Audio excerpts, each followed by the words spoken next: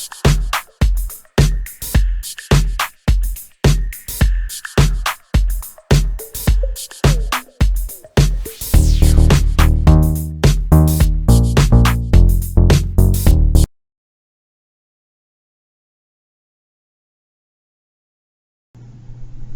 right, Centrist. First of all, I wanted to say thank you for continuing to like our Facebook page and also our YouTube page. But today we have a treat.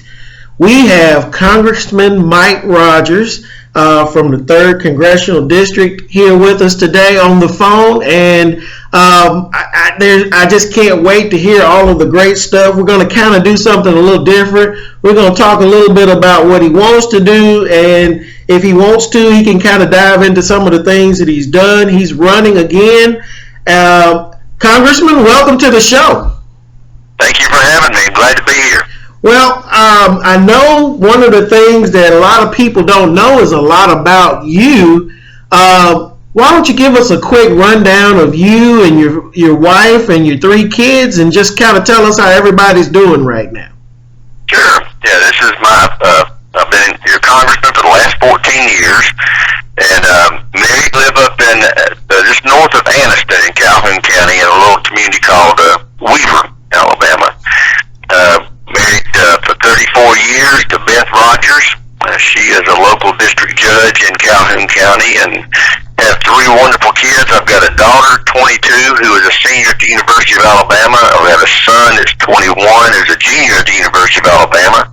And I've got an 18-year-old son who's a high school senior up in Calhoun County. So you know, I gotta ask, whether I like it or not. I gotta ask you. I know it's a little unusual with us being on the phone, but how do you get to be congressman, daddy, and husband all at the same time? Well, it's expensive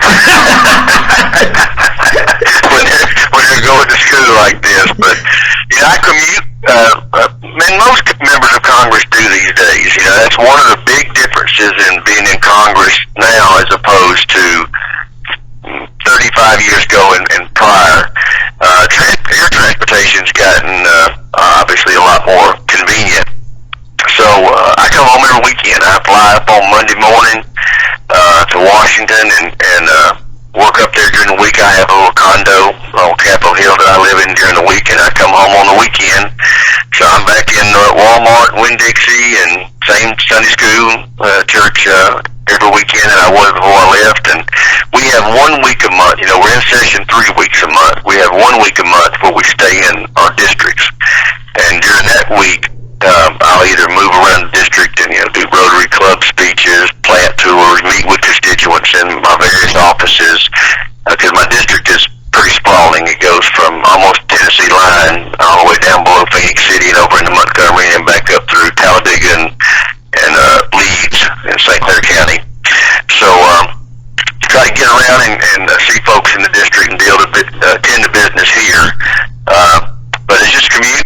And I've been very blessed. I got a wonderful family that's been really supportive, and so we've all been accustomed to it. My kids, have grown up with their daddy being in this business, and I was in the legislature before this, so they really have never known anything different. It's just it's what they've always known, and we've been blessed. And I tell folks all the time, I'm no better than anybody else. There's truck drivers that are gone like I am. There's business people who have to travel for their jobs that are gone during the week. So my job is just is in politics. Well, now, first of all, I want to say thank you to not only you but your family, because we hear a lot of times that our congressmen stay in Washington and don't come home, but it sounds like from what you're saying, you're here, you're a staple in your community on the weekends. Why are you wanting to continue to do this again, I guess would be the next question. Same reason I did it to begin with. I felt like I've been called by God to be in public service for most of my life. That's why I got into this. I was first elected 30 years ago to the county commission, and it's just something that I've always felt like I've known it's what I was supposed to do, which is why I did it. Truth is, when it came time to run for this congressional seat, when Bob Riley decided to leave and run for governor, it was not even on my radar screen before the opening came up, and it was just, I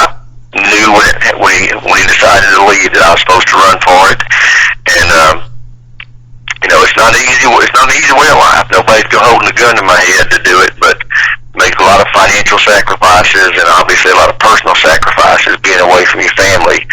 But it's what I know I'm supposed to do, and I figure that when I'm not supposed to be doing it anymore, I'll know that as well, and I'll come on back home full time. But I'm very determined to not go Washington, which is why I've never moved up there and didn't take my family up there. I wanted my family to have Alabama values. I wanted my kids to grow up in Alabama, in our communities and schools, and be immersed in the things that we find important, because otherwise, what I fear happens when people move to Washington and take their families up there is they all start living in the same neighborhoods, going to the same churches, the same schools, reading the same newspapers, and they start homogenizing in Northern Virginia or Washington, D.C., and stop thinking like the people they're representing. Right. And you don't one of the get good to things hear about commuting is I'm amongst the same people that vote for me every week, and so I don't have a chance to lose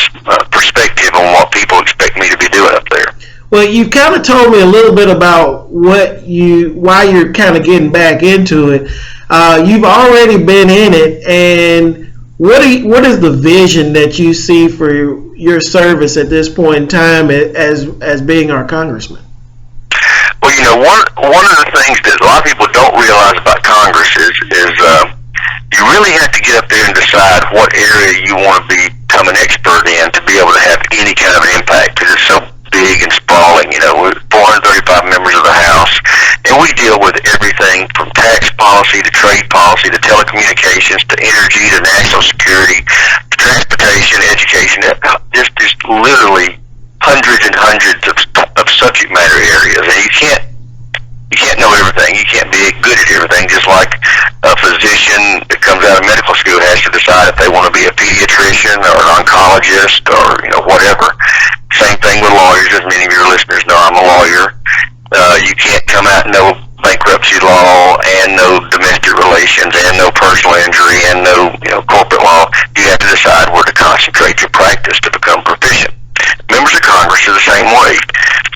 When you go to Washington, you got to decide what am I interested in, what's good for my district, what do I want to focus on, and then you try to get on the committees. You're entitled to 2 committees that are in that wheelhouse. And in my case, I decided that national security was the area that I was going to focus my energy. So I'm a member of 3 committees. I was able to get a waiver to get on a 3rd committee. I'm a senior member of the Armed Services Committee. I chair a subcommittee there on strategic forces. That's nuclear weapons, missiles, and satellites. I serve as one of the most senior members of the Homeland Security Committee. Everybody knows about the Homeland Security Department being stood up after 9/11. And then I was able to get a waiver to be on the Ag Committee, which I've been on since I got there, because it's so big to Alabama. 42% of our economy is agriculture related in Alabama. People don't realize that, but it is. It's a really big deal. So, but most of my time is focused on national security issues, trying to make sure we stay alive and safe and secure and keep our freedoms through both the Armed Services Committee and Homeland Security. So as I've been there now and I've become more proficient at these subject matter areas, I'm really able to have much, and also I have seniority in the chairmanship. I'm able to have more impact on public policy. So as you see me, if I am fortunate enough to remain in Congress, I will be putting a lot of energies into making sure that our country remains safe from Russian aggression, from ISIL, from China, from North Korea, from all the threats that we have around the world, from people who just want to kill us. And the fact is, we have to remember, while it's important to have a strong economy, while we want a sound Social Security system, none of that matters if you're dead. So we have to make sure that we keep our enemies from harming us. And that's my primary focus, and that's what I'll be putting most of my energies toward if I go back. Well, it seems simple that if the economies and everything else don't really mean much if we're not around to enjoy it. You've kind of touched a little bit on the foreign side of things. What are you seeing in your Homeland Security area as far as things that our listeners might want to kind of be aware of from the Homeland Security front, the domestic front? Well, the big change on Homeland Security that people need to be thinking about is, since 9/11 of 2001, we have put enormous energies into trying to protect our air transportation, our rail transportation, from terrorists who want to blow airplanes up or trains up or subways, and also trying to track who's coming into the country, trying to identify bad guys and bad gals and keep them from blowing things up here in the country. But most of our energy, again, goes to air transportation and rail transportation. That's why you see the TSA, that, you go to the airport, and anybody of your listeners have been, they know what, you just about have to strip naked to get on the airplane nowadays. but that's kind of been our focus. What you're seeing a transition to now is because of what's happened with the attacks that we've had not only here in America, but also what's happened in France and in Germany, is the terrorists are starting to realize there are what we call softer targets. Airplanes, airfare, or air travel has been pretty hardened with all the security measures we have. It's really hard now for somebody to get on an airplane with a bomb, and that's the way you bring an airplane down there with a bomb. It's not it was pretty easy for us to harden against what happened on 9/11, where they captured the flight attendants and went into the cockpit and took the plane over and rammed it into the Twin Towers or the Pentagon or a field in Pennsylvania. We were able to harden the cockpits and do some things to stop them from taking the flight attendants to prevent that. Now the big fear is them blowing a plane up in midair.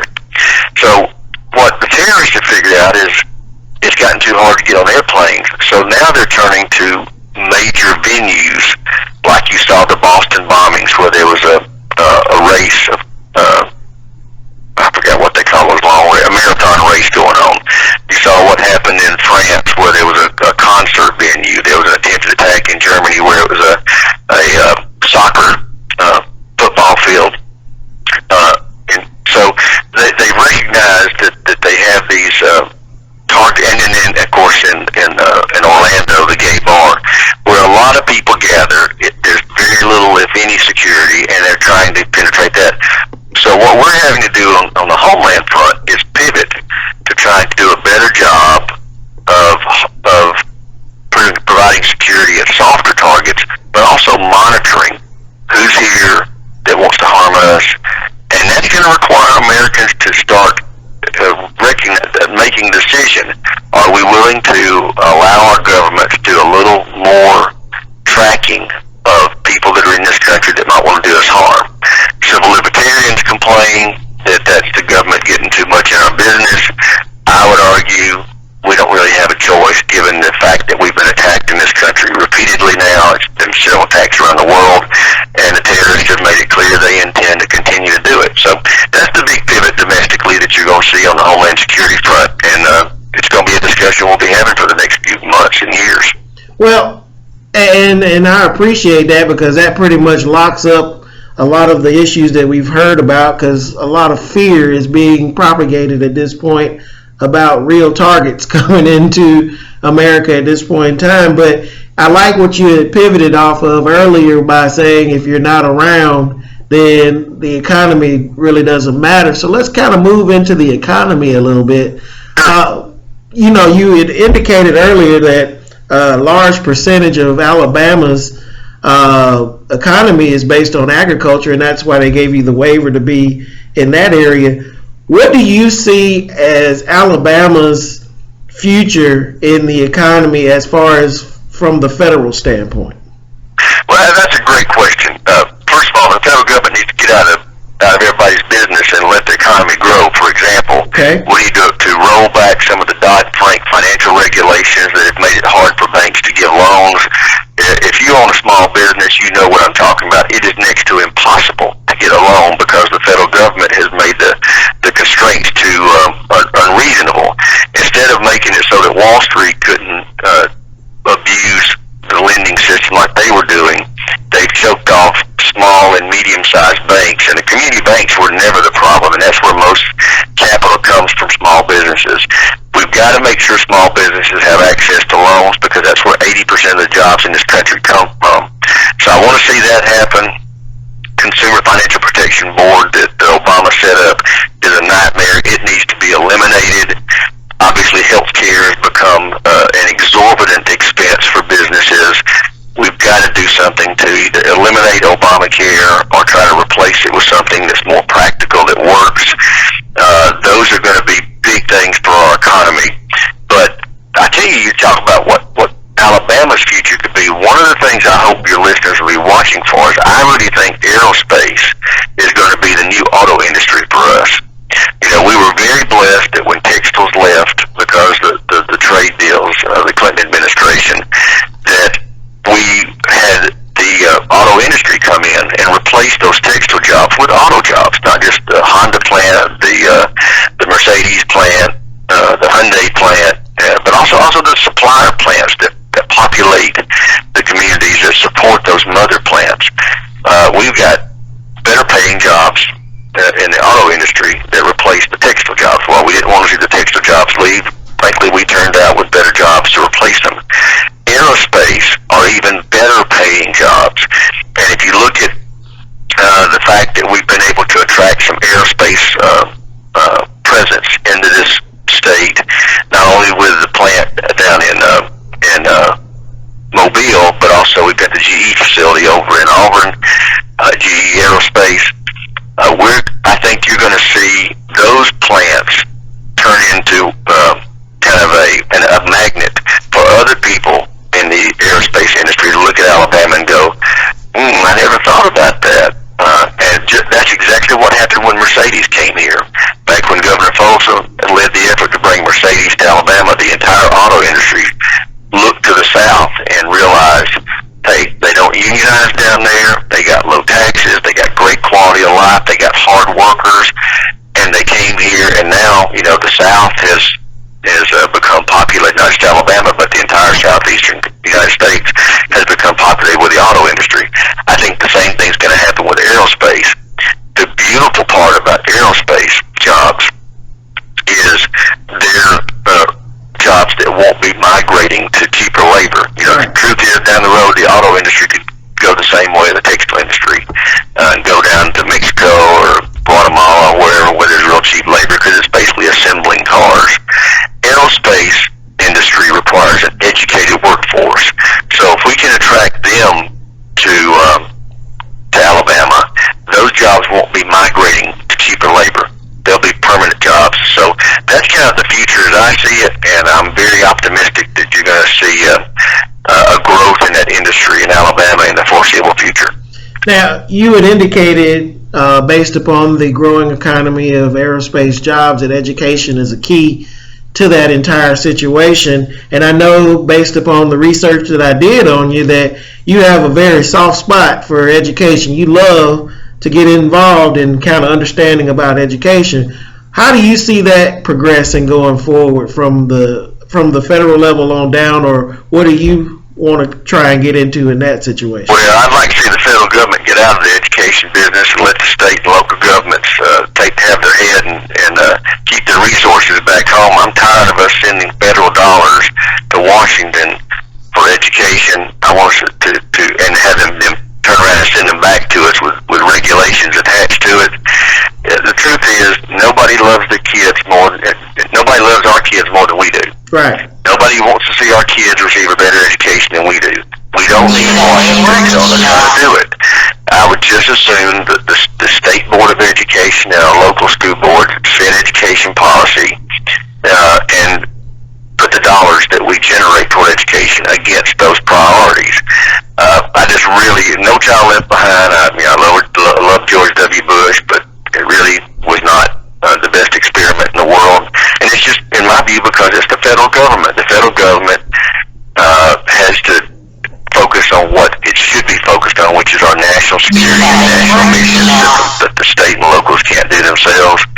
I would love to see the federal government get out of the education business to the extent possible and let the state and local governments tend to their own knitting on that front. And hopefully that'll happen because parents, when you look at communities where they've decided to take responsibility for their own education, they've done great. A perfect example is Munford, Alabama. Poor community that decided they wanted their kids to have a better life. They put a property tax on themselves, built some of the best, most incredible schools that you'll find anywhere in the country, not just the South. And their kids are going to have a better opportunity because their parents decided to make that commitment, and the community support those schools. There is no federal government program that can replace that kind of dynamic, that kind of environment. So I hope that happens. We'll see. It's going to be a big lift, though. Well, and as we kind of close on this situation, there are a couple of topics that I know that you kind of went to Congress for in that situation that I was noticing, and it's near and dear to my heart, is the budget and spending. Yep. With everything that's going on in the Republican Party and the Democratic Party, do you see any positive way out or any healing so that we can kind of get the budget back under control or even get spending under control at this point in time? Until the economy starts growing, I don't see that situation getting better. The truth is, you can't tax your way out of this mess that we're in. We've got to get the economy growing. Once people start having job opportunities and increasing wages and they can spend their money, then that's when you see revenues coming into the federal government that can start paying down the debt. We've been able to, over the last several years, shrink the deficit. And for your listeners who aren't familiar with it, deficit is just the difference in the amount of money you have coming in and the amount of money you're spending. We were spending a lot more than we had coming in. We're still spending more than we had coming in, but it's come down a lot over the last several years. The problem we've got is we've got about a $19 trillion debt that we have got to start paying down on. That's only going to happen when the economy starts growing. And it's just, as you know, we've been almost in a recession now for 8 years. We've technically not been in one for the last 2 or 3 years, but the growth level has been so minimal, it still feels like we're in a recession. So if we can ever get the economy going again so that there's houses being built, there's jobs being created, you're going to see revenues start coming into the federal government at a greater clip so that we can eliminate the deficit spending and start taking any surpluses and start paying down that debt, because it's terribly unfair to our kids to leave them with this enormous debt that they didn't have to worry about trying to pay. No parent wants to do that to their kids, and no country wants to do that to their next generation. Well, we are just about done. Congressman, if you got any last words you want to say to the listeners on your own about any issue or topic, or just giving them a general statement, and then, I would feel wrong if you didn't ask them for their vote at this point in time. Sure. First of all, I'd say I'm honored for the last 14 years to be the person that y'all trust to send to Washington to be your representative, and I do hope that you've been satisfied and will give me your confidence in your vote on November the 8th for an 8th term. But having said that, I do want to end on a very positive note and just remind everybody that, while we've had some tough times as a nation, and we're still going through some tough economic times and some scary threats around the world that we've got to deal with, there's not a country in the world that wouldn't swap problems with us.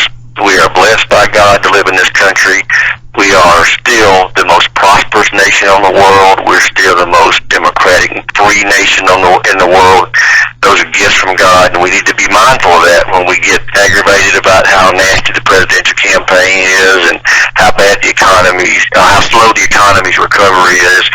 The truth is, it could be worse. We could be living in Guatemala or somewhere like that, where they don't have anything to speak of, or we could be living in some terrible country like Iran where they don't have freedom. So, we've got a lot to be thankful for, and we need to be mindful of that as we deal with these challenges facing our nation.